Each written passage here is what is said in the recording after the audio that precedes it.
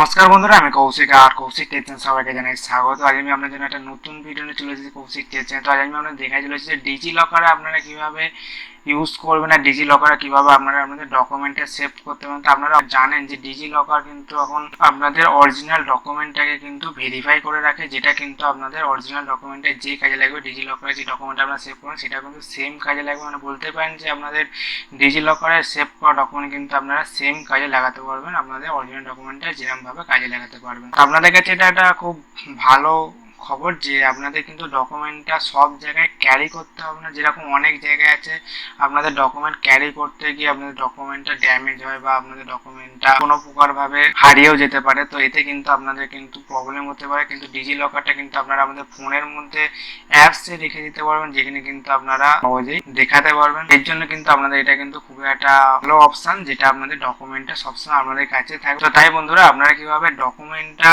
Update করবেন আপনাদের DG লকারে, সেটাই আমি আপনাদের পুরো ভিডিওর মধ্যে স্টেপ বাই স্টেপ দেখাবো। তো আপনারা অবশ্যই ভিডিওটা স্কিপ না করে শেষ পর্যন্ত দেখবেন।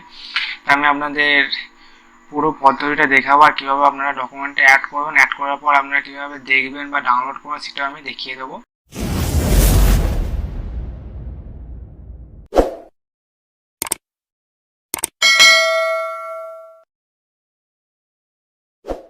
সবার ফার্স্টে আমি আমার গুগল ক্রোম ব্রাউজারে সার্চ করে নিয়েছি digilocker.gov.in। এরকমভাবে আপনারা আপনাদের ফোনে বা কম্পিউটারে যে কোনো একটা ব্রাউজার ওপেন করে নিয়ে সার্চ করে নেবেন। নিলে ঠিক এরকম একটা সাইট আপনাদের কাছে ওপেন হবে। ওপেন হয়ে যাওয়ার পরে আপনারা এখানে সাইন ইন অপশানটা ক্লিক করবেন, যেহেতু আপনাদের অ্যাকাউন্টটা ক্রিয়েট আছে। যদি আপনাদের অ্যাকাউন্টটা ক্রিয়েট না থাকে তাহলে কীভাবে আপনারা নতুন অ্যাকাউন্ট ক্রিয়েট করবেন ডিজিলকার, তার জন্য কিন্তু আমার আগের ভিডিও তৈরি করা আছে।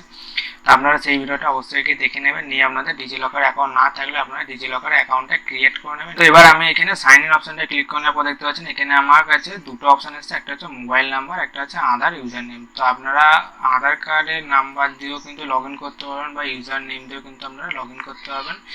আর মনে করলে আপনারা মোবাইল নাম্বার দিয়েও লগ ইন করতে আপনারা তিনটে জায়গা থেকে আপনারা লগ ইন করতে পারবেন। তো সব থেকে সোজা আমার মনে হয় যে মোবাইল নাম্বারটাতে লগ ইন করাটা সব থেকে সোজা, যেটা মোবাইল নাম্বারটা সবারই মুখস্থ থাকে, অনেকে আধার নাম্বার মুখস্থ থাকে না, অনেকে ইউজার নেমটা ভুলে যায় অনেকে।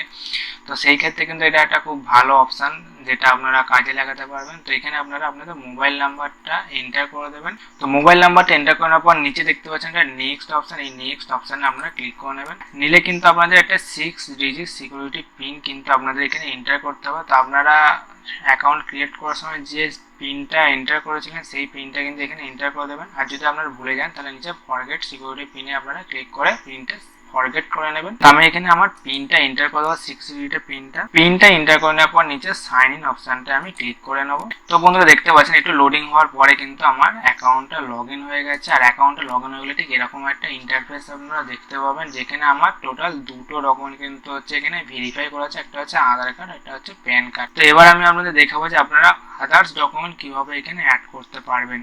আর অ্যাকাউন্টটা লগ ইন হয়ে যাওয়ার পরে ঠিক আপনারা এরকম একটা পেজ দেখতে পাবেন, যেখানে আপনারা বাঁদিকে অনেক অপশান দেখতে পাবেন। আর এইখানে আপনারা একটা প্রোফাইল দেখতে পাচ্ছেন।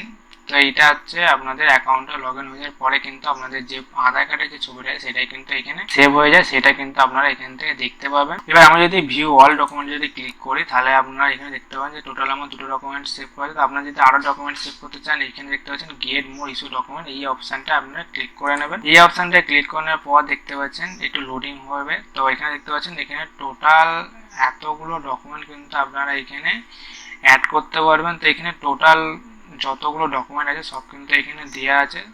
এখানে দেখছেন ভিউ অল 40। যদি আপনারা যদি না দেখতে পান তো এখানে আপনারা ডাইরেক্ট সার্চ করবেন যে আপনারা কোন ডকুমেন্টটা এখানে অ্যাড করতে চাইছেন।